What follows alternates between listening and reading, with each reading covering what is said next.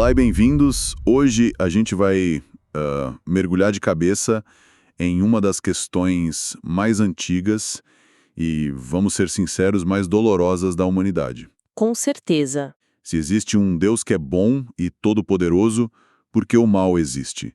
É o famoso problema do mal. E para muita gente é o principal obstáculo para a fé, né? Exato. E o que a gente vai fazer hoje, com base na análise do apologista Frank Turek, é meio que virar essa ideia de cabeça para baixo. Como assim? Vamos explorar como o principal argumento contra a existência de Deus pode ser, na verdade, uma das pistas mais fortes a favor dele. Nossa, é uma inversão de lógica bem provocadora. Totalmente. Uma inversão total. E, para começar, não dá para ignorar o peso do argumento original. A gente sente isso no dia a dia. Uhum. Lemos as notícias, vemos tragédias, doenças, e a pergunta, onde é que está Deus nisso tudo, surge quase que naturalmente, né? Claro. O ateu Richard Dawkins, por exemplo, ele é famoso por descrever o Deus do Antigo Testamento como, e aqui eu vou citar, ciumento, vingativo, sedento de sangue e genocida. É uma acusação muito forte. Fortíssima. E é um desafio que não é só intelectual, ele é profundamente emocional. Ninguém que vê o sofrimento no mundo fica indiferente. Não mesmo. No entanto, o ponto central da análise de Turek começa com uma pergunta até que simples. Qual? Quando a gente diz que algo é mal ou injusto, com base em que padrão a gente está fazendo esse julgamento? Com base no meu senso de certo e errado, diria. Ou no que a sociedade considera aceitável? Exato. Mas de onde vem esse senso? A análise usa uma analogia clássica, que foi popularizada pelo C.S. Lewis. Ah, sei, é da linha. Essa mesma. Você não pode saber que uma linha é torta se não tiver alguma ideia do que é uma linha reta. Certo. Não dá pra dizer que uma música tá desafinada se você não souber o que é a afinação correta. Entendi. Da mesma forma, como é que a gente pode chamar o universo de cruel ou injusto se não existia um padrão absoluto de bondade e justiça com o qual a gente está comparando? Ok, eu entendi a lógica da linha torta, mas, para ser honesto, isso não parece um pouco, sei lá, um truque filosófico? É uma boa pergunta. Porque o sofrimento de uma criança é real, é palpável. Não é só uma ausência de bem, tipo um buraco na parede que é uma ausência de parede. É uma presença, algo terrível. Essa é uma objeção muito importante. E a análise aprofunda a analogia para lidar com isso. O mal não é como um buraco, uma simples ausência. Certo. Pensa, tipo, na ferrugem em um carro. A ferrugem é algo real, ela destrói o metal. Sim. Mas ela não pode existir por si só, ela é uma corrupção do metal bom que estava lá antes. Você pode tirar a ferrugem e ter um carro melhor. Mas se você tirar o carro da ferrugem... Não sobra nada. Entendi. A ferrugem precisa do carro para existir. Exatamente, ou pensa no câncer em um corpo. O câncer é uma presença terrível, destrutiva, mas ele é, em essência, uma corrupção de células saudáveis. Ele precisa de um corpo bom e vivo para atacar. Isso. A escuridão, por mais opressiva que seja, é definida pela ausência de luz. O ponto é que o mal, em todas as suas formas, é um parasita do bem. Ah, Ele não cria, ele só corrompe o que já existe de bom. então o argumento é que, ao reconhecer o mal como algo real, objetivo, a gente está, sem perceber, admitindo a existência de um bem real e objetivo que está sendo corrompido. Exatamente. E esse padrão de bem seria Deus? É essa inversão. E é aqui que a análise aponta para o que parece ser uma contradição no pensamento de críticos como Dawkins. Certo. A fonte traz uma citação direta dele. Por um lado, ele acusa o Deus da Bíblia de ser mau, de ser injusto. O que pressupõe um padrão de justiça. Ele está usando a linha reta para julgar. Exato. Mas, por outro lado, no livro dele, O Rio que Saía do Éden, o Dawkins escreve que o universo, do ponto de vista materialista, tem precisamente as propriedades que deveríamos esperar se no fundo não houvesse desígnio, nem propósito, nem mal, nem bem. Nem mal, nem bem. Nada além de indiferença cega e impiedosa. Ele diz que tudo não passa de moléculas dançando a música do DNA. Peraí. Então, ao mesmo tempo que ele diz que não existe bem nem mal no universo materialista, ele se queixa de que Deus é mau. Ele não pode ter os dois, né? É o que o Análise de Turek argumenta. Para reclamar do mal como algo objetivamente real, o Dawkins precisa meio que roubar o conceito de um padrão moral que a própria visão de mundo materialista dele não consegue fornecer. Nossa. Se o ateísmo for verdade, então o Holocausto não foi objetivamente mal. Foi só algo que a maioria de nós, por razões evolutivas, não prefere. Não há base para indignação moral, sabe? Uau.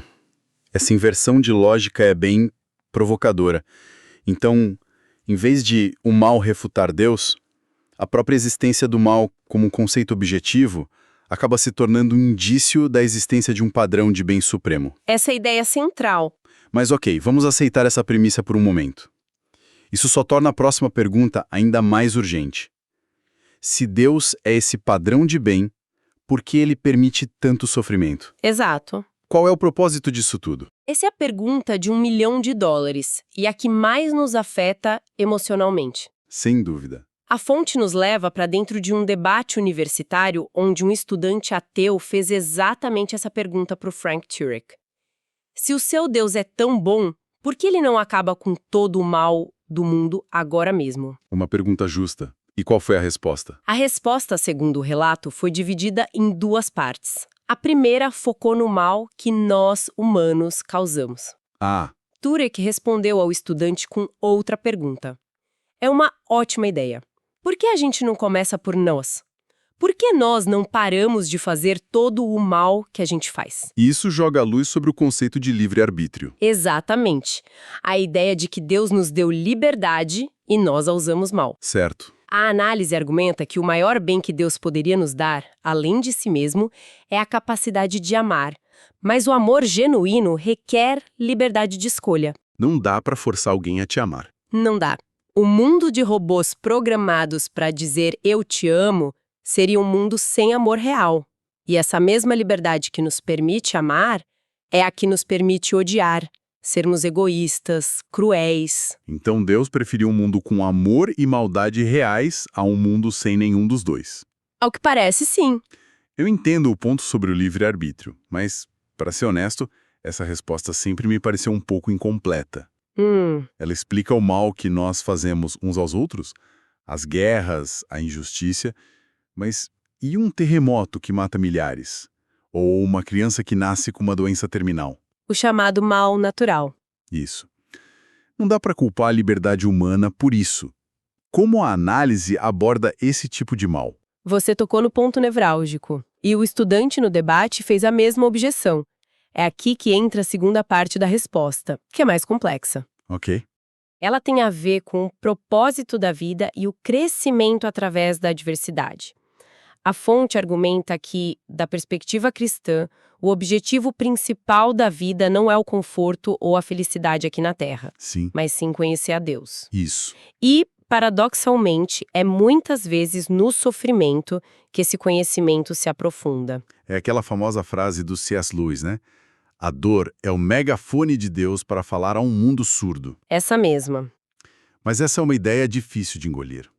Muita gente diria que a dor apenas quebra as pessoas, não as fortalece. Sem dúvida, e a dor pode de fato quebrar as pessoas. A escolha ainda é nossa, mas a análise aponta para um padrão observado. Que padrão? Uma porcentagem muito grande de pessoas que se convertem ou que aprofundam sua fé o fazem depois de passar por uma grande provação.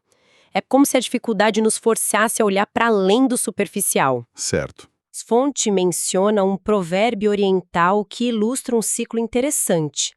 Homens fortes criam tempos fáceis. Tempos fáceis geram homens fracos. Homens fracos criam tempos difíceis. E tempos difíceis geram homens fortes. Espera um pouco. Essa ideia de que o conforto inevitavelmente leva à fraqueza. Isso muda a forma como a gente vê o sofrimento? Muda completamente. De algo a ser evitado a todo custo para quase uma necessidade para o crescimento. Exatamente. Pense em virtudes como coragem, perseverança, compaixão, perdão. Nenhuma delas pode ser desenvolvida num paraíso de conforto. Você só pode ser corajoso se sentir medo. Você só pode perseverar se houver dificuldade. Você só aprende a perdoar se for ofendido. Faz sentido. O fundador de Dubai, o Sheikh Rashid, expressou uma ideia parecida de forma bem direta. Ele disse: meu avô andava de camelo, meu pai andava de camelo, eu ando de Mercedes, meu filho anda de Land Rover, meu neto vai andar de Land Rover, mas meu bisneto vai andar de camelo? Uau! É uma visão de mundo bem cíclica, quase pessimista, sobre a natureza humana. Mas que faz sentido, né? Faz. A gente se acomoda com a facilidade. Isso me leva a outro conceito que a fonte menciona, o do efeito dominó. A ideia de que não conseguimos ver o quadro completo. Precisamente. Nós vemos um evento isolado e o julgamos como bom ou ruim. Mas não temos a menor ideia de que tipo de reação em cadeia aquele evento pode desencadear. Mas Deus, estando fora do tempo, teria essa visão. Do ponto de vista de José, naquele momento, era o pior mal imaginável. Abandono, traição, escravidão, tudo de ruim. Tudo. Mas essa ação terrível iniciou uma cadeia de eventos que o levou a se tornar o segundo homem mais poderoso do Egito. E no final salvou todo mundo da fome. Exatamente. Anos depois, ao reencontrar seus irmãos, José diz a eles e a fonte cita Gênesis: o que vocês pretenderam com o mal, Deus transformou em bem. A parábola do fazendeiro chinês também ilustra isso muito bem. O cavalo dele foge, o que parece ruim. Ele diz, talvez. O cavalo volta com 7 cavalos selvagens, o que parece ótimo. Ele diz, talvez. E a história continua. O filho quebra a perna tentando domar um cavalo, que é terrível. Talvez. E logo depois, o exército passa recrutando todos os jovens para uma guerra sangrenta. Mas o filho é poupado por causa da perna quebrada. A moral é que nossa perspectiva é extremamente limitada para fazer um julgamento final sobre qualquer evento. Isso. Mas essas são parábolas e histórias antigas. Isso funciona no mundo real. É aí que a análise apresenta o momento mais poderoso, que aconteceu durante aquele mesmo debate universitário. Certo. Depois da troca de argumentos filosóficos, um homem se levantou na plateia. Ele contou que sua mãe havia sido estuprada e, como resultado, engravidou. Meu Deus. E contra todas as pressões, ela decidiu ter o filho. Nossa. Ele continuou explicando que aquela criança cresceu e se tornou um pastor e que, através do seu ministério, centenas de pessoas encontraram a fé. Uau. A essa altura, o auditório estava em silêncio absoluto. Então, com a voz embargada, o homem revelou: eu sou aquela criança. Nossa. Ele olhou diretamente para o estudante ateu com quem Turek debatia e disse: se a minha mãe pôde trazer algo bom do mal, imagine o que Deus pode fazer. Uau. É difícil saber o que dizer depois disso. Pois é. Uma história como essa meio que silencia o debate puramente intelectual, não é? Ela simplesmente transcende os argumentos. Exatamente. O relato diz que o estudante ateu não teve resposta. Ele simplesmente saiu do auditório. Imagino. O poder de um testemunho vivo, de uma vida que é a personificação do Deus transforma o mal em bem, foi mais forte do que qualquer silogismo. Mas ainda assim, essa é uma história com um final redentor. E a gente sabe que para cada história como essa, existem outras onde o sofrimento parece não ter redenção nenhuma.